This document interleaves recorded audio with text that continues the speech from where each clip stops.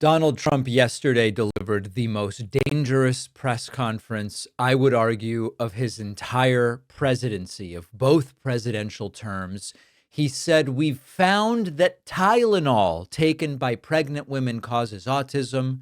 We should separate out the and R from the MMR vaccine." He said that the Amish and Cuba have no autism. And it was a disgusting, depraved, dilapidated press conference that, in some sense, when Trump talked about injecting bleach, if someone did it, would be very dangerous.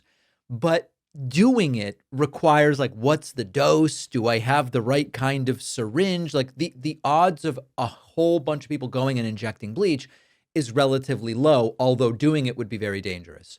What Trump is talking about here can be much more easily adopted by parents and individuals and has the potential to become extraordinarily widespread. Now, let's get right into the first clip.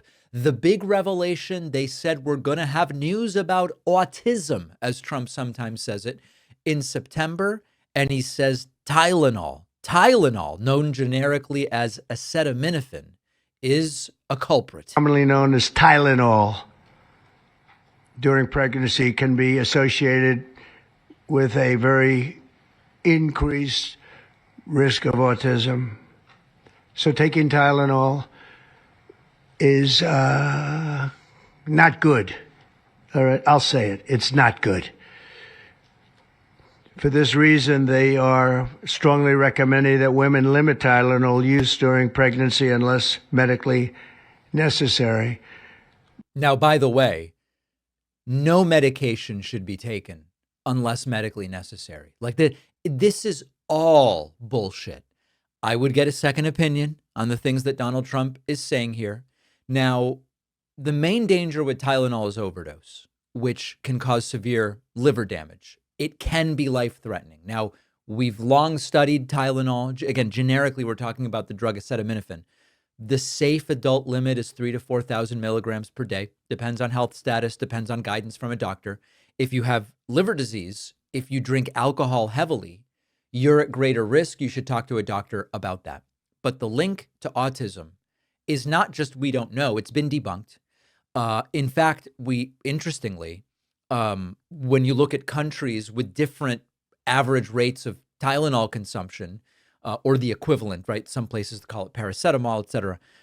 You see that there is not a correlation with autism diagnosis rates.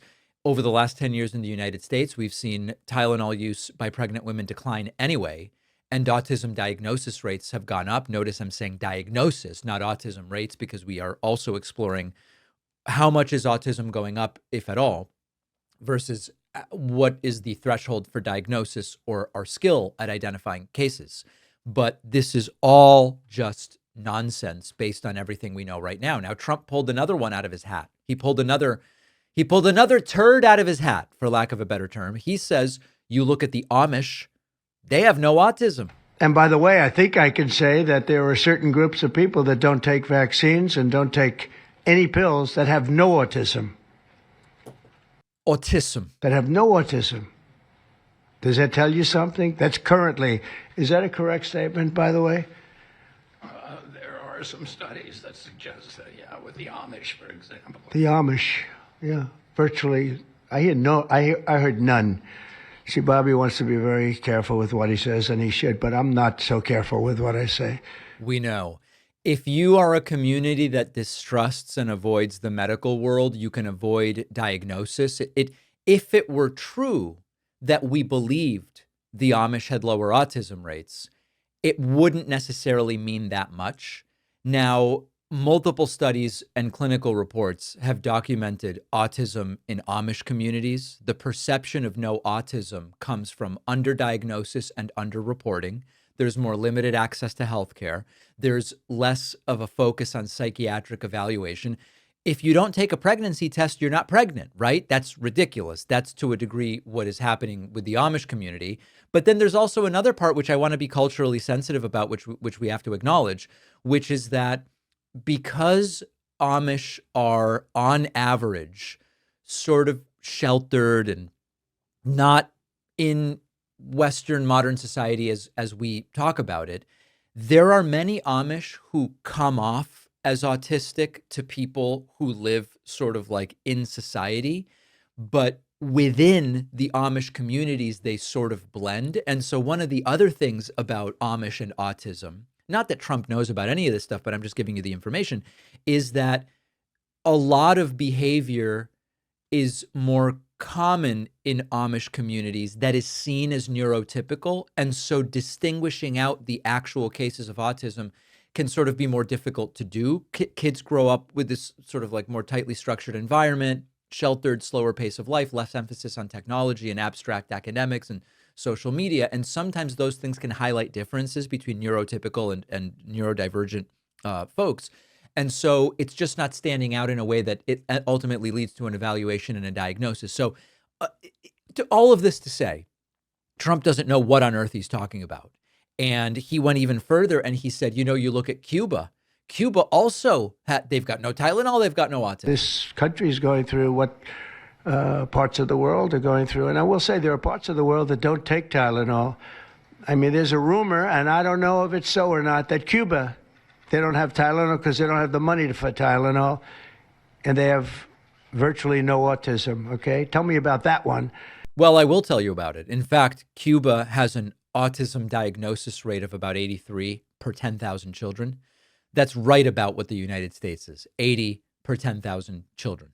It's in fact, what Trump is saying disproves his hypothesis that the Tylenol might lead to autism, because if it's true that Cuba has no Tylenol, and they do have it, but under a different name, the rate of use may be different, but they have virtually the same rate of autism diagnosis as we do in the United States. Now, it did get to a point where, as is often the case, Donald Trump struggled with reading.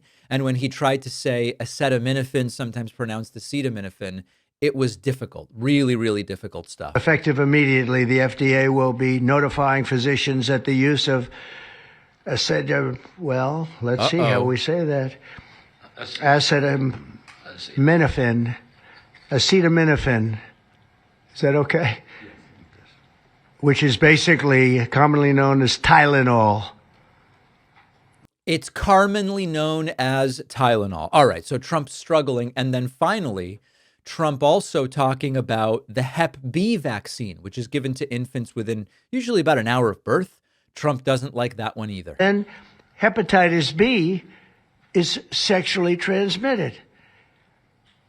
There's no reason to give a baby that's almost just born hepatitis B. So I would say wait till the baby is 12 years old. Wait a second. Wait a second. It's sexually transmitted, so give it out at age 12. And formed and take hepatitis B. And I think if you do those things, it's going to be a whole different, it's going to be a revolution in a positive sense. Yeah, well, you know, Hep B can spread through sexual contact, but it can spread through blood, saliva, and other fluids. And babies are really vulnerable to it. Sometimes moms don't know they have it and they pass it on. Now, mostly now, at least in the United States, we're testing pregnant women for that. But later they can come into contact with an infected household member's blood, even through a tiny cut or someone visits. So the newborn Hep B vaccine is used to prevent lifelong infection. It's not because the baby's involved in sexual activity. It's because the risk is so serious and the vaccine works so well and the side effects are so minimal that the risk reward is extraordinarily favorable. That's why you do it. And then Trump's final word of wisdom, MMR, separated. Take the measles vaccine, mumps vaccine, and rubella vaccine, separate them out. I also, and we've already done this, we want no mercury in the vaccine. We want no aluminum in the vaccine. The MMR, I think, should be taken separately. This is based on what I feel. Yeah. The mumps, measles, and all the three should be taken separately. Trump doesn't know what the R is for. And it seems to be that when you mix them, there could be a problem. Yeah, well, we have a bunch of studies that have looked at the MMR shot versus separate measles, mumps, and rubella shots. No difference in safety. And in a sort of statistical sense, getting one shot is better than 3 because it's fewer times you're sticking a needle into someone. So it's less trauma. Your arm hurts once instead of 3 times, lower infection risk because there's 1 poke instead of 3, and the kids are protected in a more timely way. So this all goes back to this Dr. Andrew Wakefield guy who's no longer a doctor. He started the MMR autism stuff. It was based on like 12 kids that were brought to him. There was huge self-selection bias. And he also had a financial stake in a measles-only vaccine. The paper was later retracted. His medical license was revoked. So every single one of these ideas is a bad idea.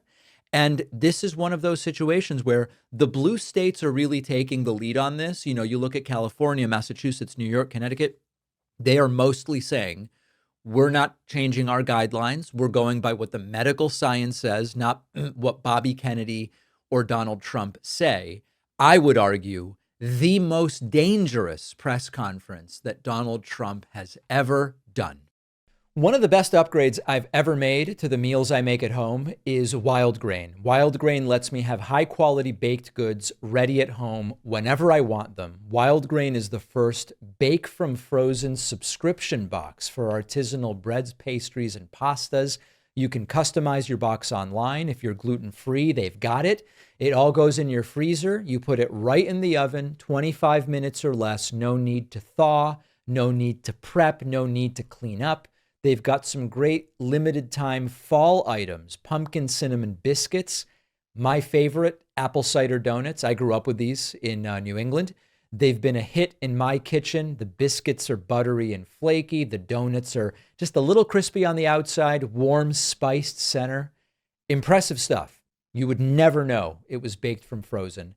And also, Wild Grain's slow fermentation process makes their breads more nutrient-rich and flavorful. So maybe it's a cozy weekend breakfast or something to add to dinner. Wild Grain makes it easy.